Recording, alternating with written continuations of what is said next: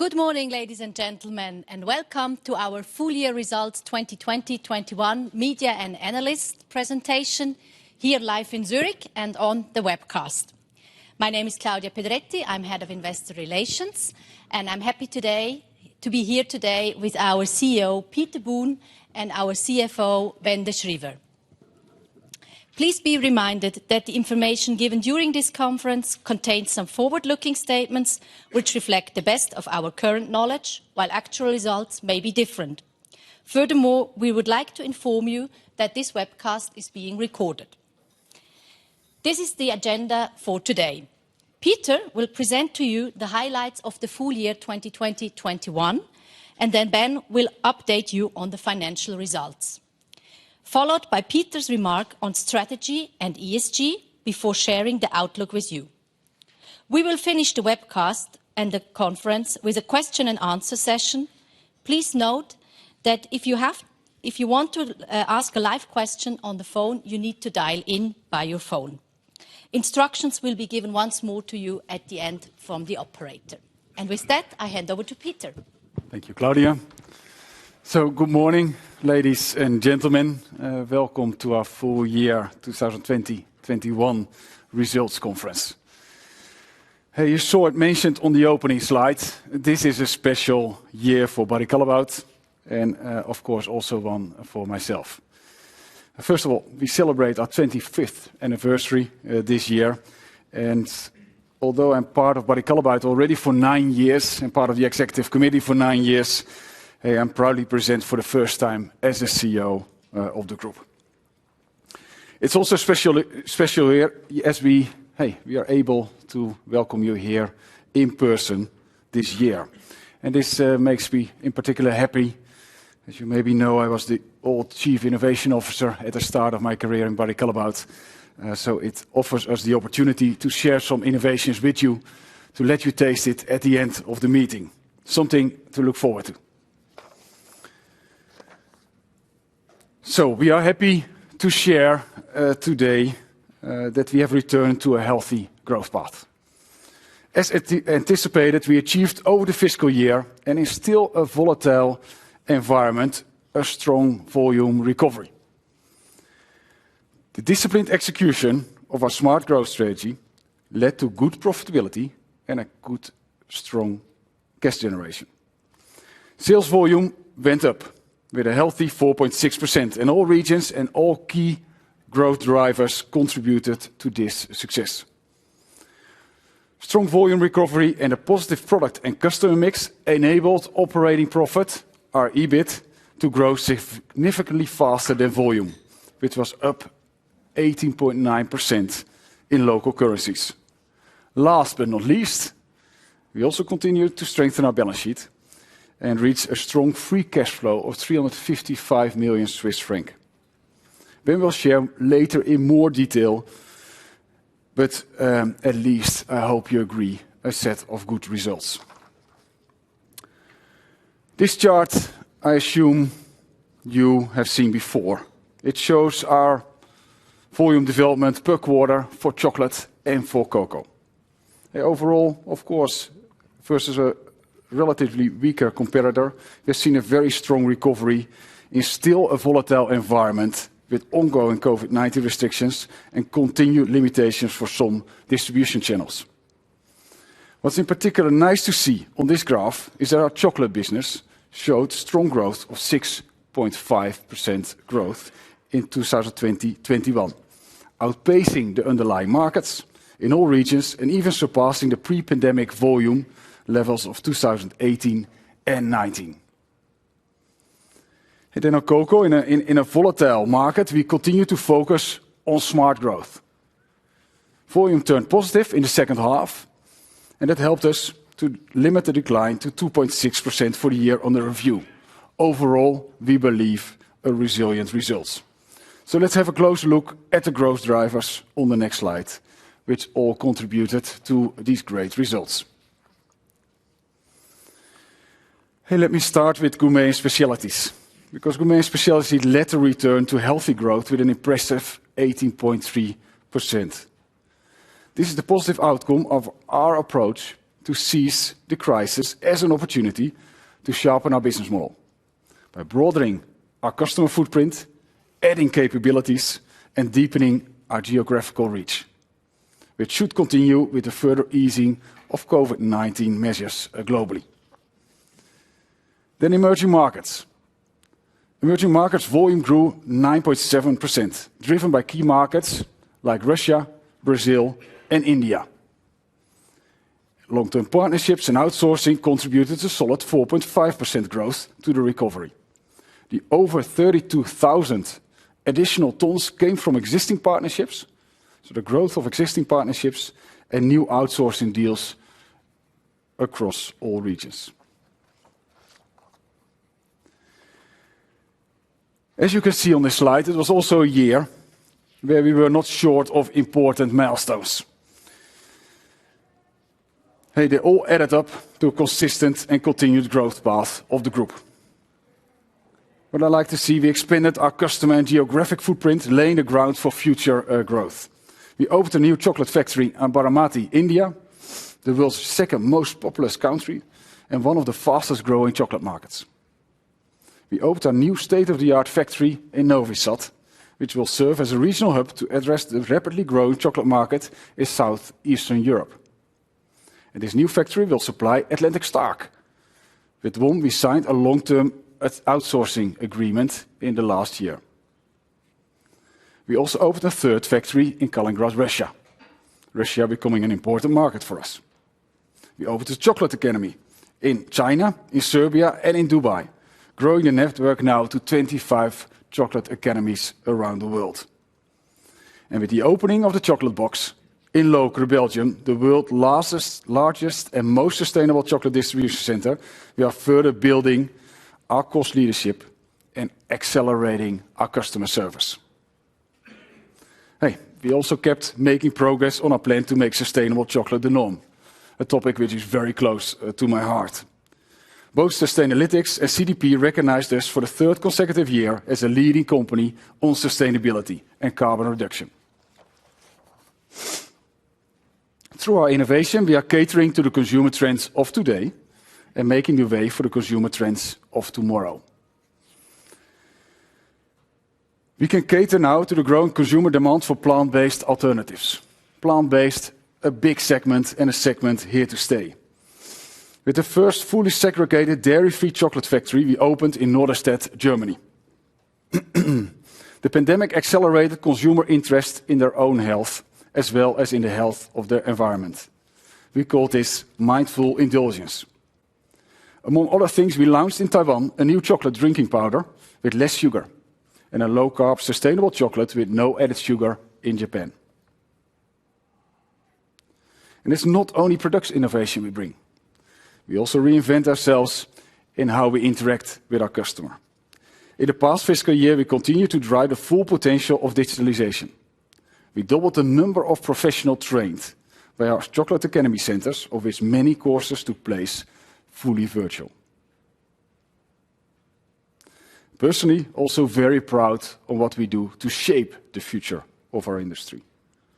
To cater to the trends of tomorrow, we leverage our deep scientific knowledge of the cacao fruit and the fruit's supportive health effect by introducing the first nutraceutical fruit drink called Helix.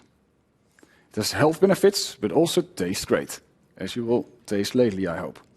And those in the room will therefore have the opportunity to taste it themselves. Our global gourmet brands are leading on innovation trends, driving creativity and craftsmanship, and providing sustainable solutions for the future. But instead of me talking, let us show a video that brings that alive best.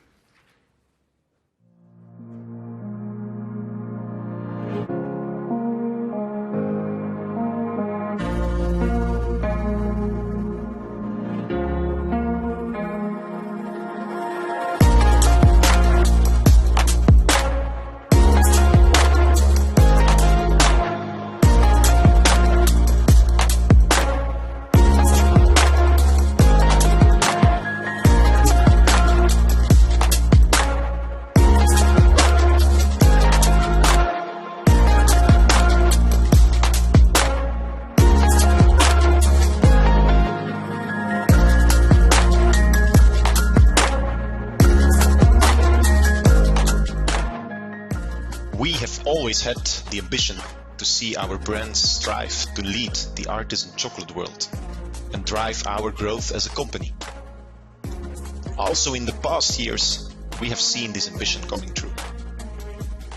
We are creating innovation milestones. We are raising the bar and going digital first. We are working together with our customers, chefs, ambassadors, and artisans around the world. We are opening new markets, setting trends, and moving sustainably forward, day in, day out. I am very proud to be working together with a great team of passionate and dedicated colleagues who are driving all of this and will take you on the differentiation journey of our brands into the future. Welcome to the future of sustainable chocolate solutions.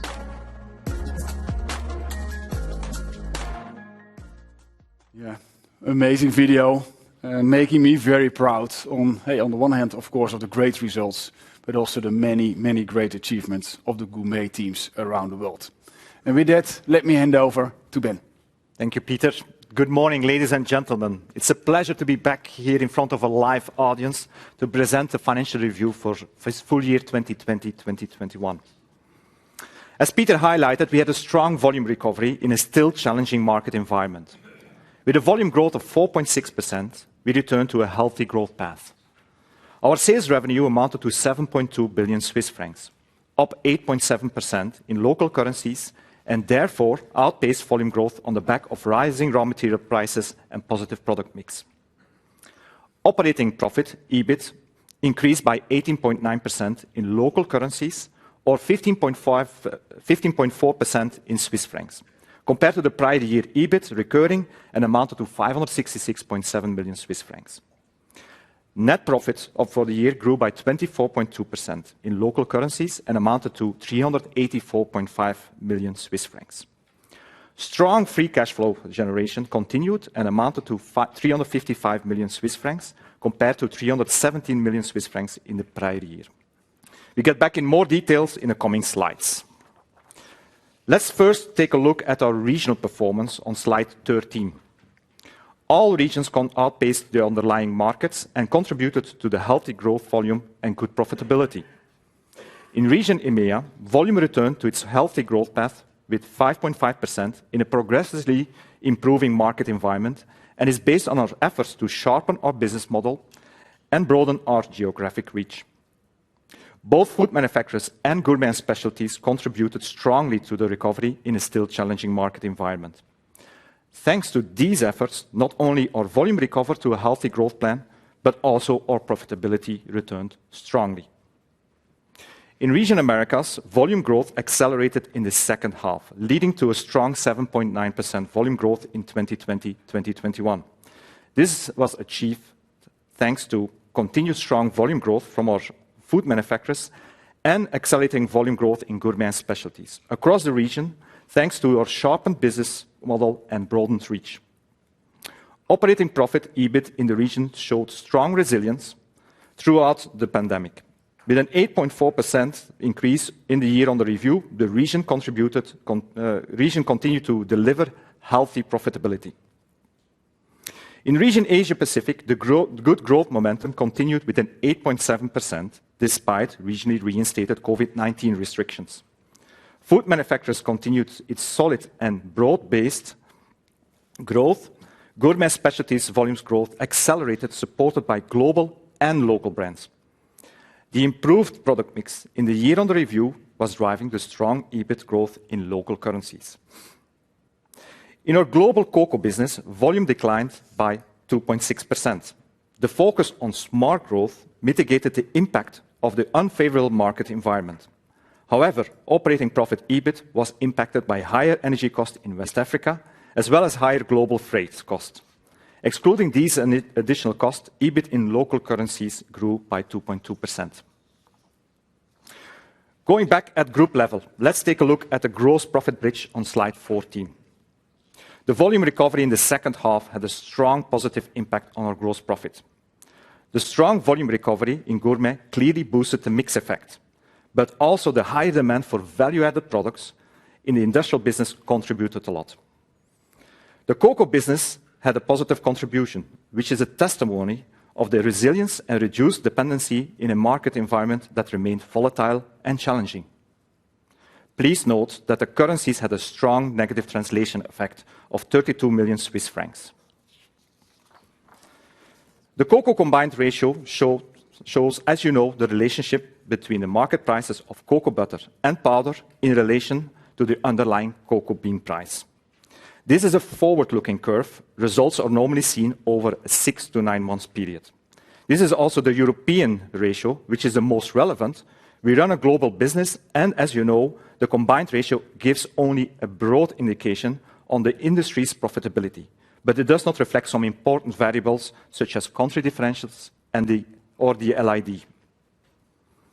As mentioned before, the market environment remained volatile, with global cocoa supply and demand out of balance due to good crops in the main cocoa-producing countries on the one hand, and the decreased demand as a result of COVID-19 pandemic on the other hand.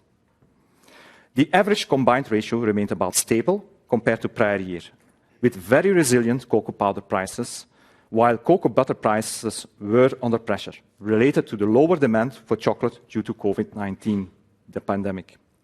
The smart growth execution and our improved position, thanks to our cocoa leadership project, helped us to absorb these market fluctuations better, while we are not completely immune against them. Now, let's take a look at the operating profits development on slide 16. We delivered a strong EBIT growth in local currencies of 18.9% compared to prior year recurring EBIT. Currencies continued to have a negative impact of 17 million Swiss francs, resulting in an absolute EBIT of 567 million Swiss francs. The strong volume recovery and our focus on smart growth contributed 115 million Swiss francs additional gross profit. As expected, SG&A costs came back with the return business momentum, following the subdued levels in our prior year due to COVID-19 restrictions. However, we contained good cost management, which is proven by the fact that the SG&A costs are at comparable level as pre-COVID in 2018-19 at constant currencies. In the next bridge, we show you the development from EBITDA to net profit for the full year 2020-2021. Financial items were stable around 101 million Swiss francs on the back of a lower interest rate environment and reduced short-term debt. Income tax increased to 81 million Swiss francs, largely in line with the higher net profit, and the group's effective tax rate amounted to 17.3%. This resulted in a reported net profit for the year of 385 million Swiss francs.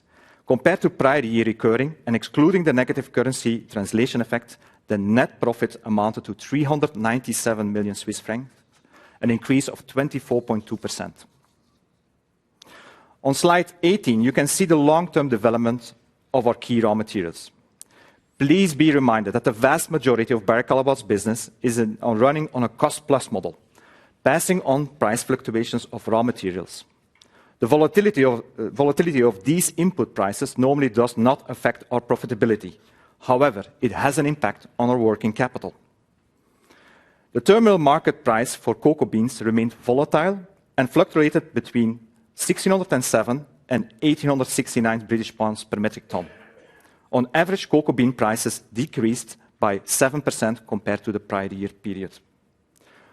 World sugar prices increased on average by 22.3% on the back of strong demand from China in combination with a poor Brazilian crop. In Europe, sugar prices increased on average by 3.6% during the fiscal year under review. Dairy prices increased on average by 11.6% on the back of strong demand from Asia in combination with growing concerns about supply and logistics.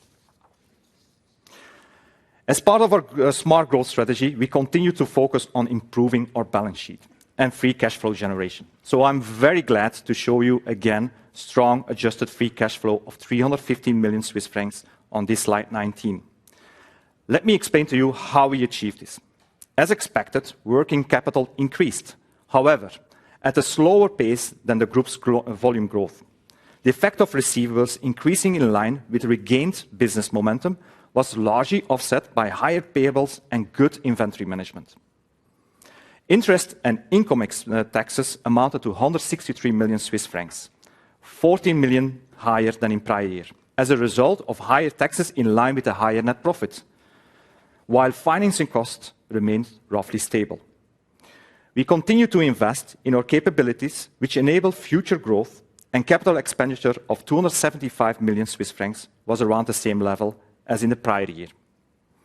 The reported free cash flow amounted to 355 million Swiss francs, as the effect of cocoa beans regarded as readily marketable inventories, RMI, was positive this year compared to last year. Our net debt was further decreased by 85 million Swiss francs. This reduction was attributed to the early partial repayment of the Schuldschein and the decision not to roll forward commercial paper. The decrease, however, was partially offset by higher long-term lease liabilities, which increased by 79 million, as a result of the opening of the group's global distribution center in Lokeren, Belgium, and the relocation of our head office in Zurich, Switzerland. Considering the cocoa beans inventory as readily marketable inventories, RMI, the adjusted net debt decreased by 47 million Swiss francs to 547 million Swiss francs at the end of August 2021. Now let's have a look at the key balance sheet numbers and ratios on slide 21. Our net working capital increased to 1,242 million Swiss francs, as expected on the back of regained business momentum. Our ROIC and ROE increased by 160 basis points to 12.2% and by 110 basis points to 14.3%, and returned close to pre-COVID levels on the back of improved mix, which was reflected in the higher operating profit EBIT. As mentioned before, the adjusted net debt decreased further, leading to the adjusted net debt to EBITDA ratio improving to 0.7 times compared to 0.9 times in the prior year.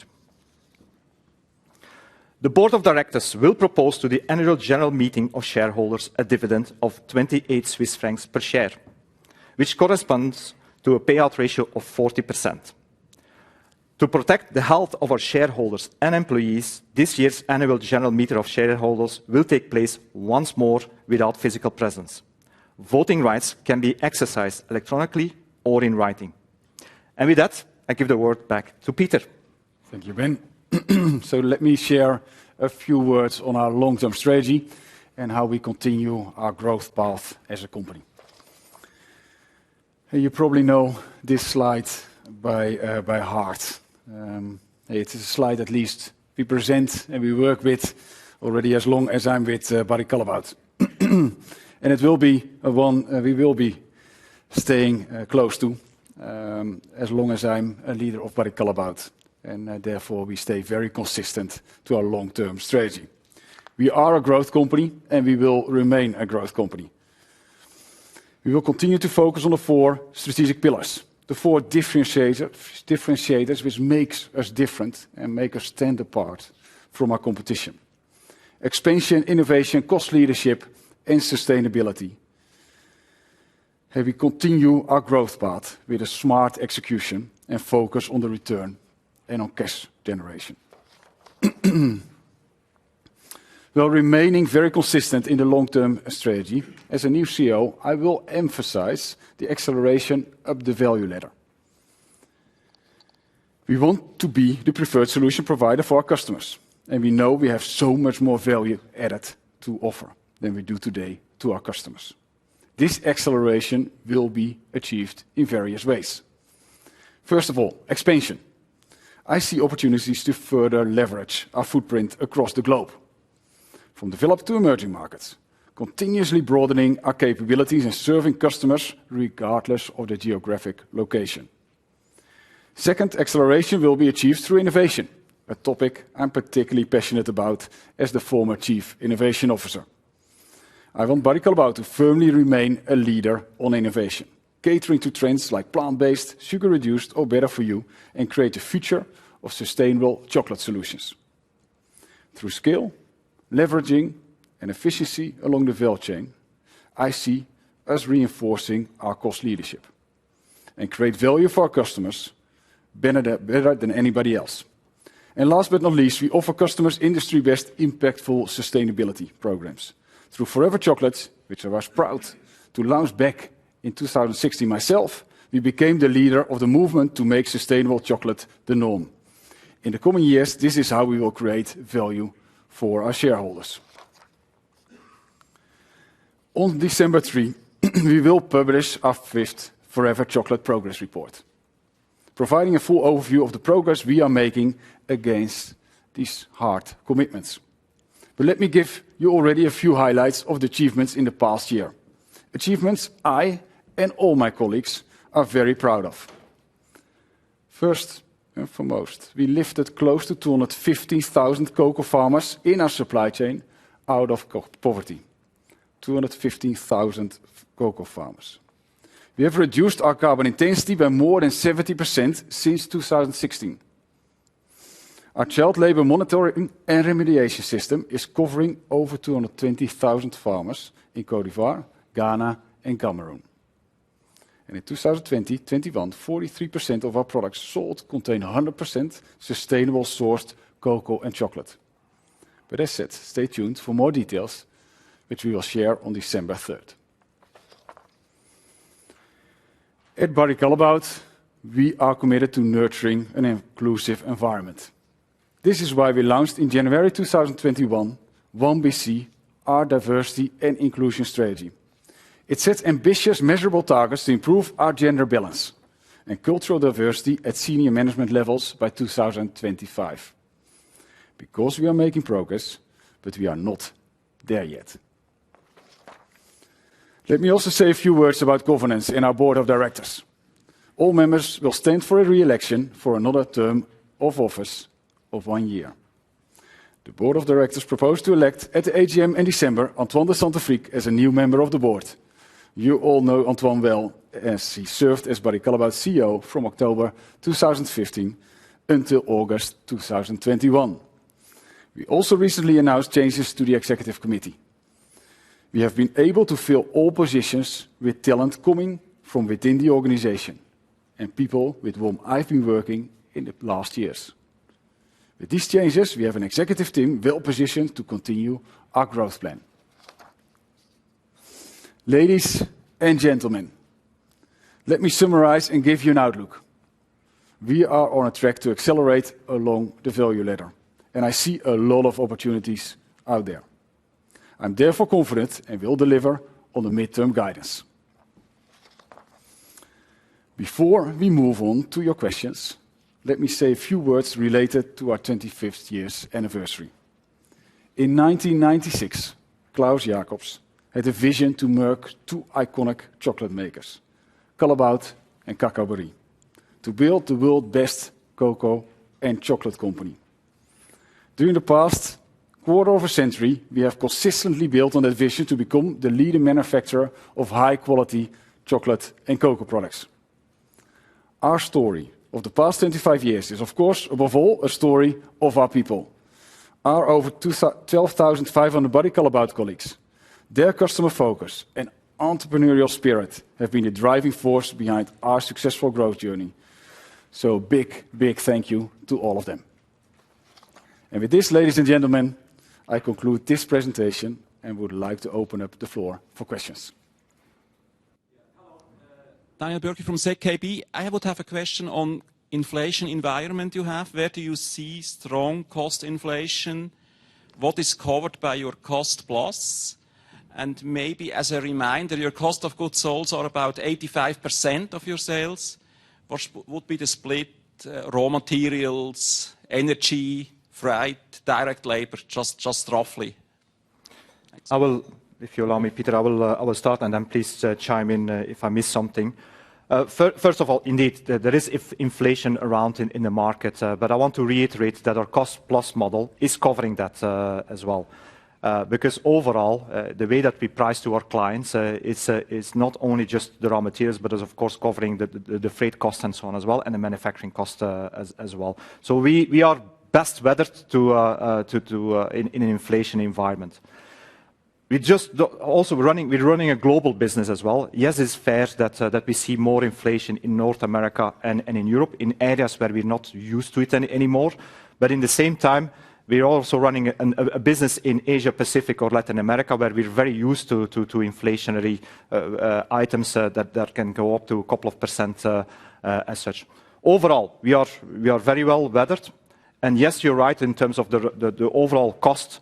Raw materials is the biggest part of it. I just want to highlight something there. On the raw materials in inflation, we have not seen that in cocoa. You saw it also on the cocoa bean prices. Actually, cocoa as a key ingredient, as a key cost factor towards chocolate production, actually has remained quite stable, quite low compared to historical averages. That's something we have not seen in other soft commodities as well. So overall there, when you look at the majority of our cost, it is in the raw materials, not necessarily in manufacturing or energy prices. So, but nevertheless, we are best positioned with our cost plus model. Do you give the split of your costs? Yeah, so we don't give specific splits on it as well, but what I can say is that the majority is raw materials. Yeah. Sorry, Daniel. And no surprises for our customers. If we have long-term partnership with our customers, they know the way how we build our contracts with the open costing. And in that sense, we are, of course, in daily interaction with them. We are a customer-focused business. We are looking with them at solutions, but on the raw material side, they know we work with a cost-plus model. Yeah. Thank you.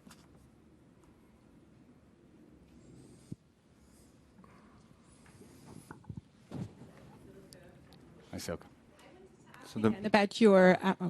About your outlook. So you've confirmed your midterm outlook of 5 to 7% volume growth. We were below for the first year of your 3-year cycle.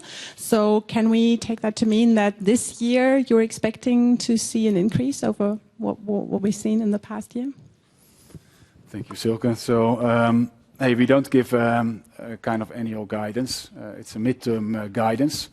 But, we are absolutely confident with the results we are presenting today, that we have the momentum to deliver on a midterm guidance. Of course, on the one hand, you see our chocolate business growing with 6.5%, which gives us a lot of confidence. That's broad-based across our regions. We see Gourmet accelerating, and we believe that the challenging market environment we face in cocoa, we are successfully navigating that, but we also believe there's a time where we will get out of that, and that will help us to deliver against our midterm guidance.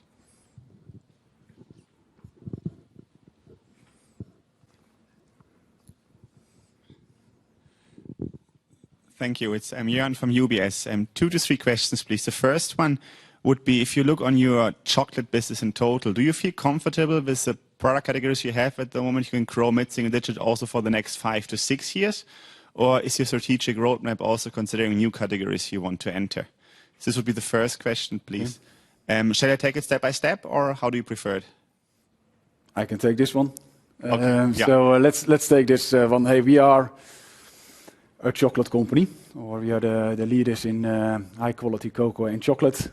No chocolate without cocoa. And in that space, there is still a lot of growth. So please understand me well. Yes, we are innovating. We try to create new products, but our core business is the core business of chocolate and cocoa. And there, I believe we still have so many opportunities that we can drive our growth in line with our midterm guidance for the years to come. Of course, we have launched an Elix product. That was a very interesting product for us because it is based on that deep expertise we have of the cacao fruit. Of course, the cacao fruit which produces the cacao bean, which is important for chocolate, but there's much more in that. And leveraging that, on the one hand, to bring a new product, which is quite revolutionary, a nutraceutical fruit drink, but also, of course, as a way to commercialize the cacao fruit further in an attempt to bring more value to our farmers. So, but the key message is we are a chocolate and cocoa company, and I see that driving our growth for the midterm. And then maybe a second and third question, if I may. The second question would be, please, on Gourmet. I think it was the target to grow it by high single digit. Do you think this is still valid for the next couple of years? And if yes, can you give us some concrete examples, new regions you're entering, new customers which you are exploring at the moment, where you're making progress? Yeah. It is amazing the performance we see at this moment in Gourmet around the globe. And that is pretty broad-based. I think that team, our whole business, I think, but definitely also the Gourmet team, has taken the pandemic as an opportunity. They have looked at, of course, where the market was going down. The distribution channels were going in lockdown, and they were forced to look at other segments, other customers, other regions to grow. To call out a number, we have added in that last year 3,000 new customers in the Gourmet business. That's a lot of new customers with which to grow. And we have entered new regions. I can just tell our personal experience, we were not that strong in Northeast Brazil. We have successfully just entered that region and are gaining our share. So we have added, all from a geographical point of view, or from a customer point of view, we have added new levers of growth. And you can imagine, if now all the old traditional distribution channels come back, that will further keep driving our Gourmet business. So I'm confident that that will be one of our key growth drivers going forward. Thank you. And the last question, if you allow me, it's a technical one. In your food manufacturing business, do you see prospects to improve your gross profit margin there, or will volume discounts offset the mix benefits going forward? Food manufacturing is a big business for us. It's 70% of our business. So also there we are driving mix. So we are driving mix from a customer mix point of view. We are also driving mix from a product point of view. So absolutely, everyone working on food manufacturing has also the objective to drive smart growth and look to see how we can drive for growth, but definitely in a profitable way. So you're confident to improve your gross profit margin in FM? That is in the end, we drive to a guidance on the overall business. And of course, we have certain parts of our business which are more accretive than others. But also within the FM business, absolutely we cannot afford to not drive for increased profitability. Thank you very much. If I may add to that point as well, is you asked a question about Gourmet. Of course, we want to grow Gourmet faster because that's overall in the mix. But Gourmet can also not live without food manufacturing. Can also not live without cocoa. It's very important that we work on the three areas, not only on just one division. And for food manufacturers as well, there is a lot of intimacy that we have coming from the chef world, from the artisans, that's actually giving us a lot of credibilities and opportunity for margin as well to the larger FM clients. So that's very important that we have that. That's the nature of Barry Callebaut, of the three divisions working very well. It's a very important point Ben is making, because that's what we try to capture with accelerating up the value ladder. Because there are still a lot of doors we can open in chocolate and cocoa around the globe. But we're also sitting at the table with a lot of customers. To further add value to those customers and add value through sustainability programs, add value through innovation, add value by showing where trends are going in Japan or in Santiago de Chile.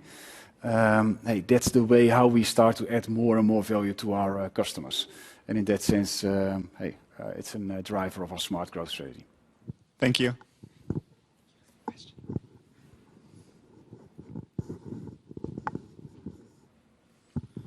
Yes, good morning. This is Pascal Boll from Stifel. I have a couple of questions. So first of all, regarding profitability, you increased EBIT per ton this year by 12%, but you are, even though you are volume-wise on 2018-19 levels, you are in terms of EBIT per ton still below those levels. Do you expect to reach these old levels, or is it something that will persist at those levels we see right now? I will start answering. First of all, as you noticed as well, that there is still a translation currency impact. So when you go back in time as well, there is also a translation impact as that. So we're still slightly below on EBIT per metric ton compared to 18-19, but not that far. Definitely, it is the ambition to regain. That's part of our midterm plan as well, that we want to be above on EBIT level compared to volume. So yes, indeed, EBIT per metric ton should go up. Yep. And let me use one example there, because we have seen that the cocoa business is a challenged business in terms of market environment, but still that team, while their business was slightly declining, they still focused a lot on the premium powders. They still focused a lot on the branded part of their business, and they were able to increase the kind of EBIT per ton throughout the last year. So it is throughout our business we are always trying to find that added value, and I'm sure therefore we will restore where we were before COVID. Okay, thank you. Next question regarding your outsourcing pipeline. Can you elaborate a little on that? I think you mentioned that due to the pandemic, a lot of projects got delayed. Should we expect an acceleration now again, or do we see the usual course of things? Hey, I'm 9 years with Barry Callebaut, and it's you can never fully predict with what kind of pace the opportunities will arise, but they will come through. And we even in the pandemic, we have seen that we could deliver 32,000 tons with 3 new outsourcing long-term agreements. We have renewed the partnership. I'm personally very proud of that, the partnership with Hershey. And yes, also this pandemic has challenged a lot of customers, always reviewing how they can become more efficient, how they can set themselves up for success for the future. And outsourcing is in many cases also part of our discussion with them. So we have a guidance of 30,000 to 40,000 tons per year. We are comfortable to keep delivering that. Okay. Then on Gourmet Specialty, you mentioned you added 3,000 customers.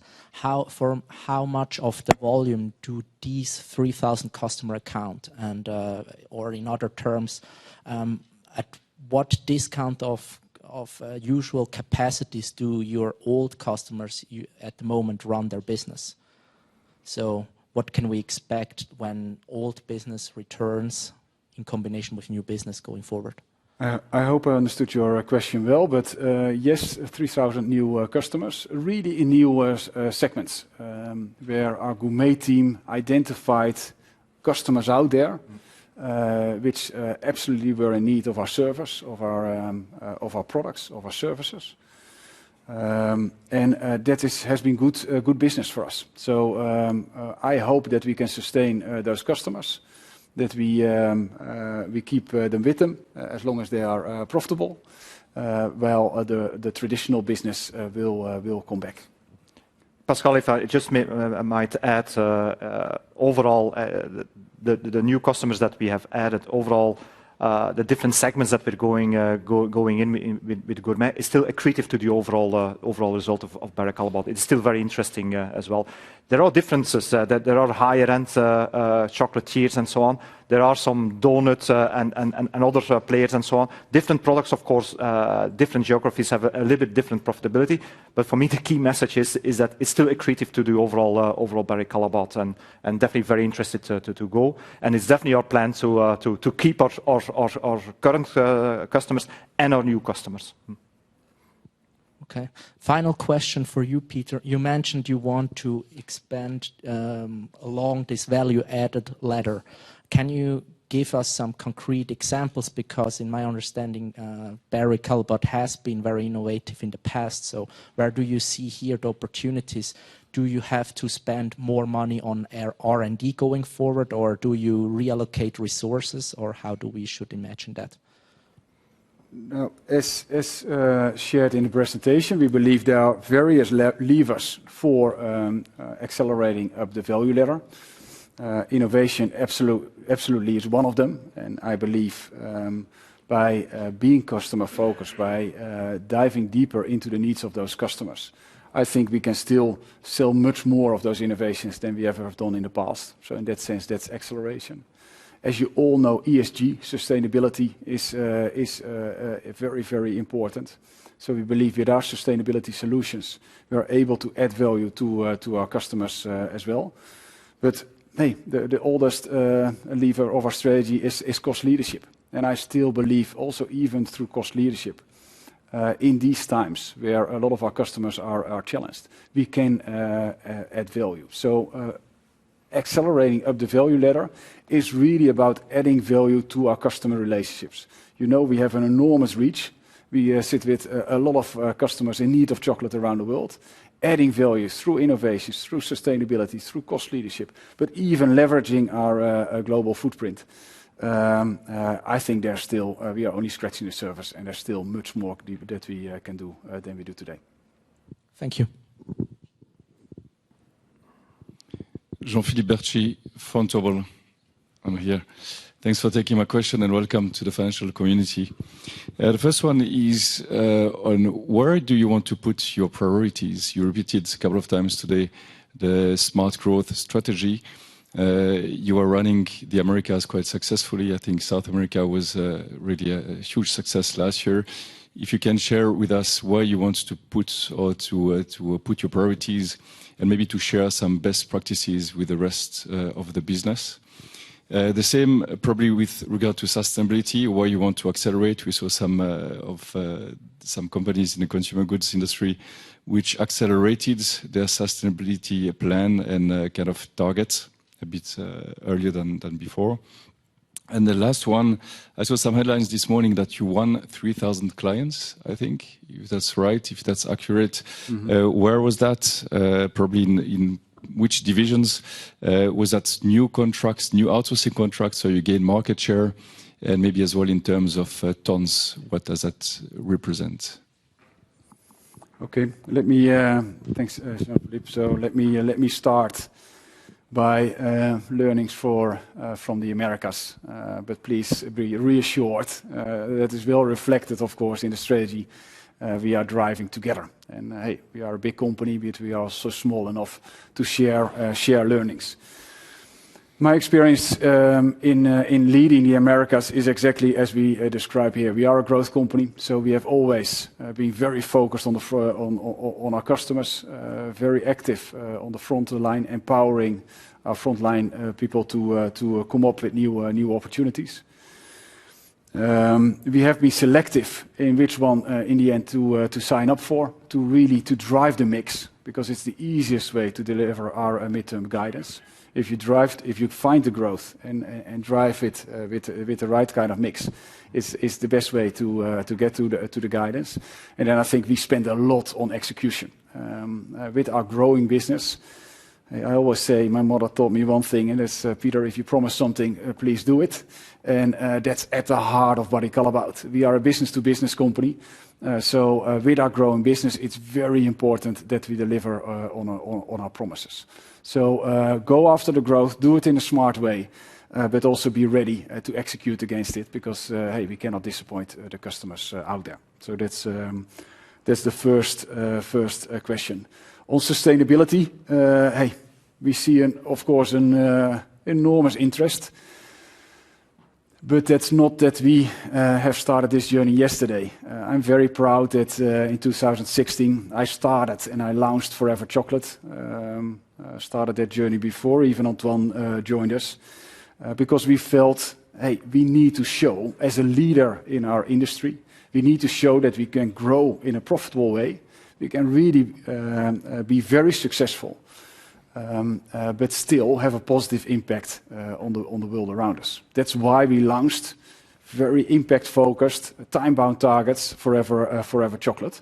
And those targets are still front and center in our strategy. So we drive against our own impact, and we will keep doing that. Very important, of course, is to also get our customers engaged and on board, because we always said we can't do it enough alone. We need our suppliers, we need the governments, and we absolutely need our customers. And what I'm very happy with is that we see a lot of customers just ramping up their programs. spending much more time with us to find the right solutions, and it's up to us as a leader to guide them in the right direction. But the impact we are after in the end is captured well in Forever Chocolate, and on the 3rd of December we report back on our progress there.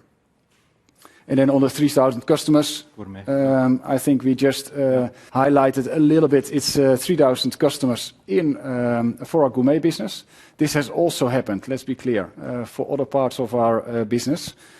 Yes, it was done in an agile way. So if I'm proud looking at the business performance in Americas, we were pretty quick to accept where the decline of the business came, and then to complement it with new customers, with new segments.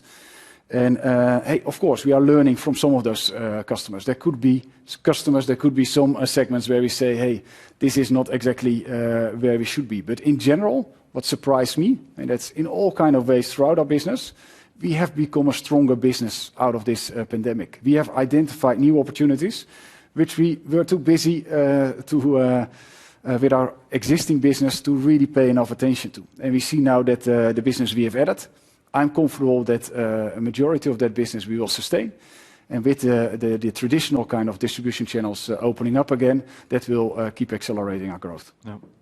If I just might add to that point as well, we were of course helped by our digital tools. If the crisis, COVID pandemic would have happened 10 years ago, 15 years ago, it would have been much more difficult to find new customers. But now we're using Salesforce platform. We have our digital sales platforms. We have our digital collaborations with our clients, with our chefs and so on as well. And that has helped to find new customers as well. Yeah, and I always say to my team, on the one hand, as a moment to be proud on, but also as a moment just to see the potential. I say, hey, we are at most in 1 out of 4 chocolates in the world. There's something, of course, to be proud on, because that's a lot of chocolate. But it's also showing the headspace. Yes, we want to develop the markets. We want to develop the markets in value, but there's also still a lot of share we can gain. We are also having questions from the phone lines. Operator, if you can please put them through. The first question comes from John Cox from Kepler. Please go ahead. Yeah, thanks very much. Good morning, guys. Apologies I can't be there. Congratulations on a decent print there. And I think your comments on maintaining the targets and the sort of focus on smart growth is very reassuring for the market. And obviously that can be seen in the stock price. A couple of questions for you. Just on sustainability, I know you had a net zero or a carbon neutral goal by 2025. That's obviously much better than a lot of your peers out there are talking about 2050. Just wondering where you are on that. Are you still relatively confident it'll be somewhat you'll land on that around 2025? Because I think that would be a fantastic achievement and very, very important for investors and obviously for your customers. Second question, just on Gourmet, you mentioned this 3,000 figure. Just wondering what your total Gourmet client base is. Is it like 50,000 or 100,000? Just to give us a bit of feeling for what you've added. And the last question, just to roll back into what one of my colleagues was saying, how much do you think of your pre-COVID business has gone or is down? Is it something like 10% is still down and you've made that up with new customers and you would expect that 10% to come back as things normalize, which obviously would give you some great tailwinds going into FY 2022 and FY 2023. Thanks very much. Thank you. So yes, as said, on the 3rd of December, we give an update on our Forever Chocolate plan, so the progress report. As just shared in this presentation, we have reduced the carbon intensity with 17%, which is significant and much better than seen by others. That's also why CDP again gave us a top ranking for the 3rd year in a row on that aspect. We have a plan to hit our numbers. Of course, we have an enormous exposure to land, which offers opportunities, but also gives its challenges. I think we are working against our targets. The beauty of Forever Chocolate is that we set targets which made us all nervous, but it unleashes a lot of creativity. It unleashes a lot of ideas, which really make us on most fronts just making great progress. But more detail on that front on the 3rd of December. We are excited to share then the various data points of our progress. How many customers, Ben? Yeah, John, I cannot answer that part. Also, I don't have the data with me. But overall, as you know, our gourmet business is a business of artisans. It's a business of food service. It is a business of small and medium-sized companies. So it is a large pool of clients. And it's very important as well in different segments. It's not only in HoReCa. Yes, HoReCa, hotels, restaurants are important, but it's wider than that. It's bakeries, pastry, and so on as well. So I will not comment on the specifics on how much is still there, because I simply don't have that exact number available. Yeah, and just on impact, you have seen the impact of the pandemic on our gourmet business last year and through our numbers. There are certain segments which have been heavily impacted. For example, in my Americas business, the cruise liners. Hey, that's not a great business, or that was not a great business to be in. There's a little bit of sun on the horizon, and there are more travel, of course, out of home. My assumption is that the markets will come back. Whether it's exactly through the same customers, that's a question, but the markets will come back because we see the consumption of chocolate just sustaining itself pretty well, even growing. And therefore, we believe that the coming back of distribution channels will be a big kind of growth driver behind our business in the years to come. And you can't give us a figure of how much you think is still missing from that pre-COVID client base or customer base? Yeah, you know me, John. I'm not guessing. So it's very, very difficult, and it's also depending a little bit on different geographies. Depends on Asia is a little bit different now with some more difficult times in Southeast Asia. Europe is already was already reopening. Now we have quite a bit more restrictions coming up. So I'm not going to guess at this point, John. But there is upside in there. There is upside in there. Hey, look at our own travel agendas. Now Asia now starts to open up, but that's still a region which has been heavily in lockdown, and therefore also will show potential in the months to come when they open up. Great, thank you. The next question comes from Lauren Molyneux from Citi. Please go ahead. Hi, Lauren from Citi. Thanks for taking my question. So I just wanted to go back to, on one of your slides, you have the gross profit bridge, and you mentioned that there was mixed contribution from both G&S and also you're seeing more value add from industrial customers. I was just wondering if you'd give us an estimate of kind of the split between these two in terms of contribution to growth. And then maybe also on that value add side from the industrial business, where are you seeing this appetite coming from in terms of customers? Is it more the larger customers or the smaller customers that are focusing on this? And then my second question is around your expectations for your commodities into next year. I know there's already been a question or two on this, but just wondering how we should think about cocoa and some of your other soft commodities developing into next year. Thank you. Thanks, Lauren. So first of all, on the gross profit bridge, as you pointed out, of course we're growing in terms of volume, but the mix is very important, and no surprise there. It's a mix because of gourmet growing strongly again. So there's but also within the FM business, as I pointed out, we're also growing their overall margins because we have been looking at more premium products there as well. The cocoa side, yes, the overall volume was down, but it was compensated by focusing much more on the premium cocoa powders. Cocoa powders that we're selling under the Bensdorf brand.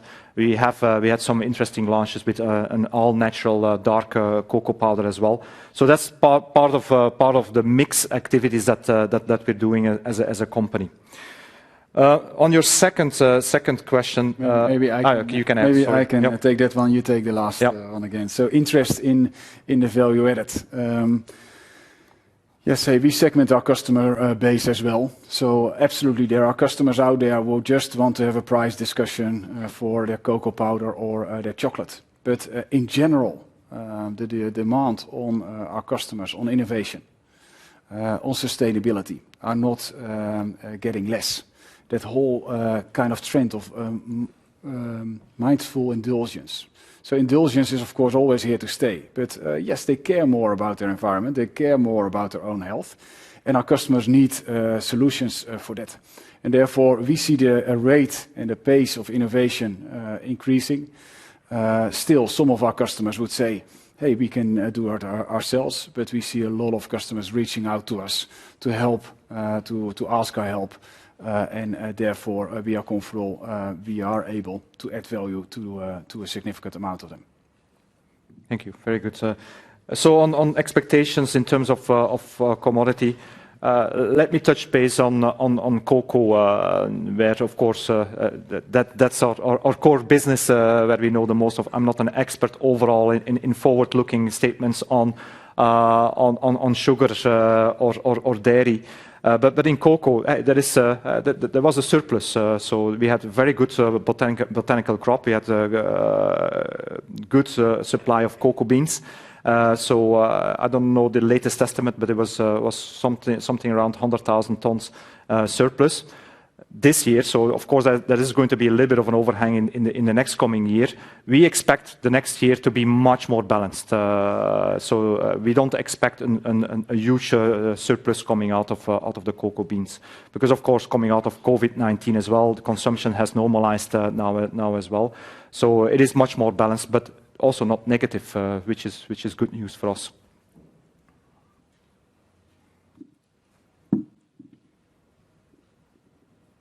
The next question comes from Andreas von Arx from Baader. Please go ahead. Yeah, good morning. I start with a housekeeping question. The increase in corporate and unallocated EBIT to above 100 million, is this a bit more one time, or is that a sustainable increase? That's my first question. Second question is on your outsourcing growth that you show in your presentations. I mean, this has been 4.5% for the full year, but 5.5% for 9 months and 1.8% for the first half. So roughly this gives you 1 to 2% growth in the fourth quarter and more than 10% growth for the third quarter. The question here is this just, quarterly shifts we can see, as a normal business, or what do you see as your current underlying growth rate in the outsourcing business? And then finally, a question for Peter Boone. Maybe I would like to get a bit more meat on the bone on your smart growth strategy and your priorities, how to execute that. I mean, maybe to provoke you a bit, what you told did sound a lot, like what we heard before, and not a lot really new stuff. So I would like to know, to what extent is the Peter Boone Barry Callebaut acting differently going forward as compared to the South Africa Barry Callebaut we have seen in the past? What are the key projects you have been outlined to the board and employees to keep your employees motivated and excited in terms of delivering on that smart growth strategy? Thank you very much. Hey, Andreas, if I may, because I didn't quite understand your first question, what were you referring to on the EBIT side? Yeah, on the EBIT side, you have the EBIT per division, and then you have a corporate unallocated negative amount, which is a bit more than 100 million, and which has been below 100 million the year before. So there's an increase of 6 to 7 million, mainly in the second half. Yeah, anything, one-off in No, there's not one-off. So of course, we also have a corporate division, so we have a regional view, and then we have our corporate cost as well. Fair to say that the corporate cost has increased, but of course, also we are doing more corporate activities as well. We are doing also more corporate marketing activities in terms of research and development as well.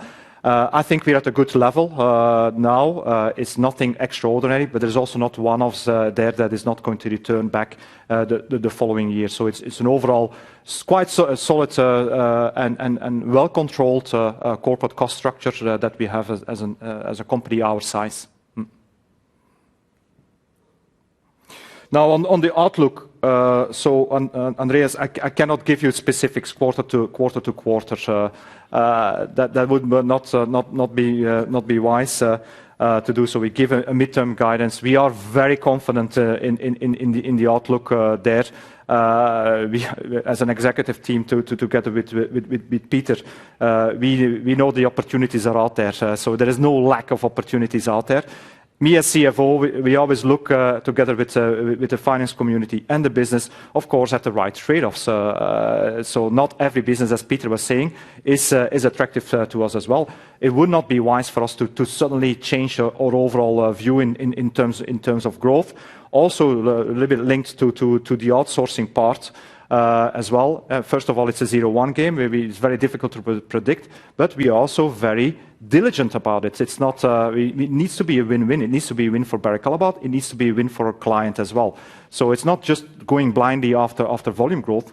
So that's why we are very confident that our 5 to 7% overall growth and acceleration on the EBIT side is the right approach for us, and we will always carefully look at every opportunity. All right, and then I probably have to take the third question. Thank you, Andreas. So, hey, let's start by saying that I'm 9 years with Barry Callebaut. Have seen different parts of our business. Have been Chief Innovation Officer. Have been leading the sustainability and crafting our agenda on sustainability. Have led quality, so I've seen the factories, and then had 4 years leading the Americas. So I've always been part of the executive team, and it's not just a CEO, it's always a leadership team together with the full organization that sets the strategy and executes that on a day-to-day basis. Hey, personally, Peter, hey, I've seen, all corners of the world in my career. I've seen different functions, but I'm a marketeer at heart. I'm always out there. I love our customer focus. I love to look at the markets to see where the trends are going for the future. In that sense, I see a lot of opportunities and bring at least that positive outlook to our colleagues and to our employees. Second, hey, that's in line with Antoine. I'm also fully endorsing, of course, our ambition on the sustainability front. There you will see me driving the agenda as hard as Antoine has been doing. So in general, hey, what's different? Change is not always better. I think if you have a very successful strategy which delivers, then hey, please keep executing. That's where we focus on executing our strategy very well, and of course preparing ourselves for adding more value to our customers, because our customers want to see more of ourselves. If you talk with our customers, they appreciate Barry Callebaut. They love Barry Callebaut, not only for just the chocolate we provide, but really for the expertise we bring to the table, for the innovations. And I think we can definitely do more on bringing all that expertise, all that knowledge and excellent products to our customers. And there, of course, my experience on the ground as a president, being day-to-day with our customers, I think will bring a lot to help inspire the organization.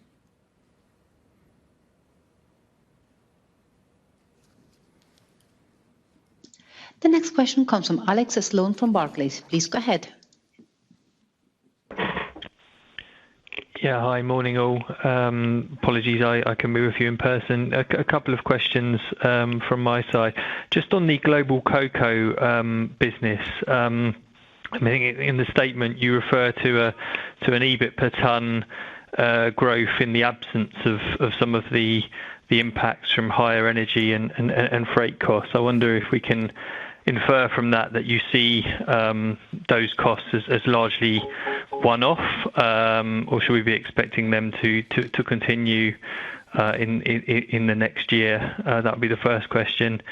And the second question, I mean, just in terms of the food manufacturer business, I think that, the height of the pandemic, you were called out some margin mix pressure in that business as kind of smaller customers were losing some share relative to multinationals. I wonder, has that trend reversed, or do you expect that to continue to reverse, and could that be a margin tailwind for you over the next few years?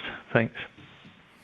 Let me take the first question. Indeed, Alex, thanks for your question. You're referring to what we disclosed in the presentation here, that we in cocoa we were hit by higher energy cost and by logistical pressure. First of all, on the energy part, it was for a specific reason. We operating a large grinding operation in West Africa, and over the summer we didn't have enough electricity. So good thing is that we are prepared for these things. It's not the first time it happens, and also that's why we didn't put it as a non-recurring item, because things happen when you operate in origin countries. Luckily, we have generators to keep our production going. So when there was no electricity, we were able to continue our operation, making sure that our clients were served, that we had continuity. But it came at a cost. Running your factory on generators costs you more than running it on electricity. That's what we wanted to highlight. Will it not happen again in the future in the next 2 years? I don't know at this point, but it was important to put that extra highlight.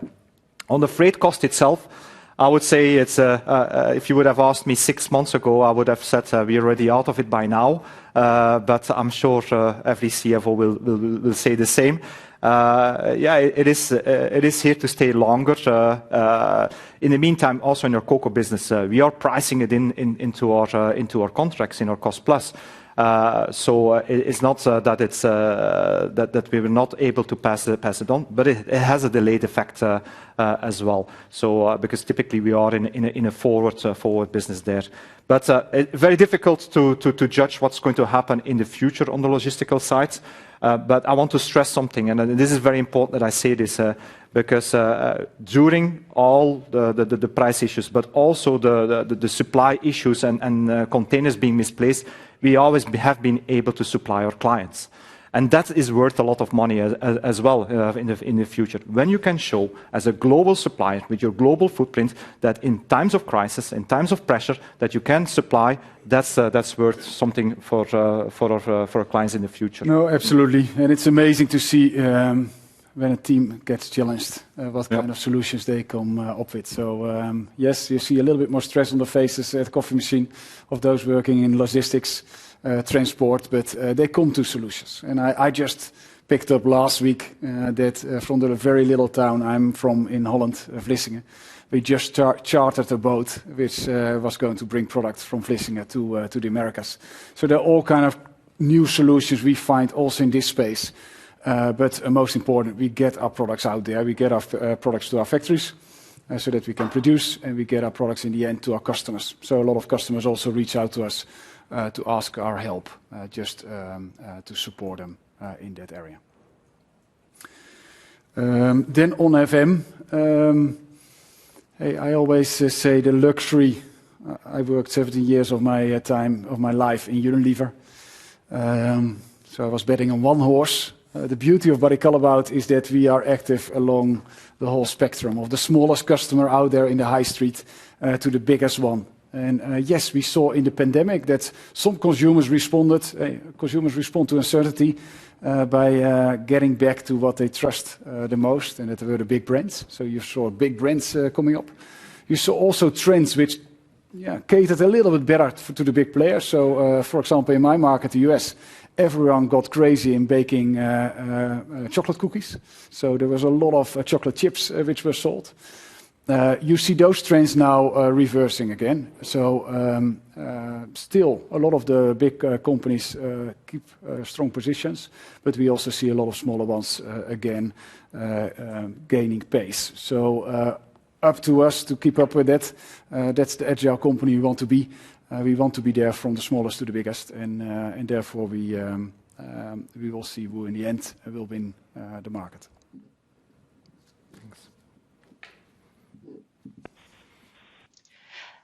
The last question for today comes from John Ennis from Goldman Sachs. Please go ahead. Hi, good morning, everyone, and thanks for taking the questions.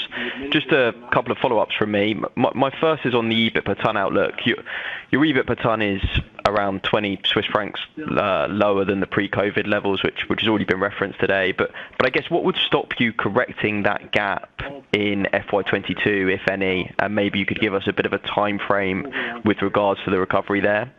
And then my second question is just to come back on the sustainability plans. As it's been referenced, you still have a reasonable way to go in order to reach some of your targets there. I appreciate that you'll be coming back on this topic in December, but can you give us some of the key headlines behind the big initiatives to close these gaps? And Peter, given that you set up the Forever Chocolate roadmap, if you think back to when you laid out the plans in 2016, are we where you would have expected to be by 2020, 2021 versus the initial roadmap, or are we ahead? Are we below? A bit of colour there would be helpful. Thanks. Let me start. Thanks, John. So on EBIT per metric ton, again, I want to reiterate, of course, that is the translation impact as well over the 2 years period, not only over a 1 year period. But it's fair to say that we are still a little bit behind as well. We strongly expect EBIT per metric ton to go up, as that's of course our midterm guidance that we have, and that we can definitely accelerate, as Peter was saying, along the value ladder. I'm not going to go into specific quarters as well, but you heard us as well. Gourmet is back on track. Gourmet is back into growth mode, and it's an important contributor to overall EBIT per metric ton as well.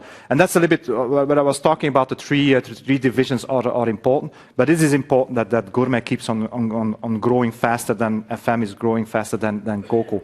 And that's how you should look at the overall profitability between per metric ton between the different business units. But again, not saying that our focus should only be on Gourmet at the same time, because also Gourmet, beyond things I already said earlier, Gourmet also needs the footprint of FM. That's also the beauty when we go into certain markets, when we go in China, for example, because I spent quite a bit of my time in Asia Pacific. You need to have a footprint. You need to be close to the market. You need to have feet on the ground. And you do that typically with FM customers, and you use that to manufacture Gourmet products in a very efficient way as well, and reaping the benefits in EBIT per metric ton by having those combinations. Hey, and on sustainability, yes. So in 2016, when we sat down and said, "Hey, what to do in this area?" Of course, we brought quite some Unilever experience to the table also, where we learned that you have to set ambitious targets which makes you nervous, because the solutions we need to really be a positive impact on the world around us need to be quite radically different. We also said we cannot do everything, so we were very focused in four areas. And we said right away, we are going to report on this very openly, because there must be areas where we are going to make great progress, but there must also be areas where we struggle and where we will see maybe a gap arising. At this moment, that's too early. Hey, the targets are still out there. We are still looking at them and working on them every day to close the gap. You will hear on the 3rd of December our progress. Very proud on our progress on carbon. Very proud on our work with farmers. Very proud on the sourcing of our sustainable ingredients. So there's a lot to be proud on, and a lot of areas and a lot of work still to be done. But we luckily have a couple of years to do so. Great, thank you.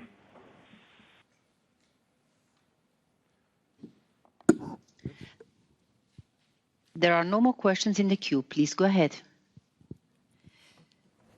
So thank you all for being here today with us in Zurich live and also on the webcast.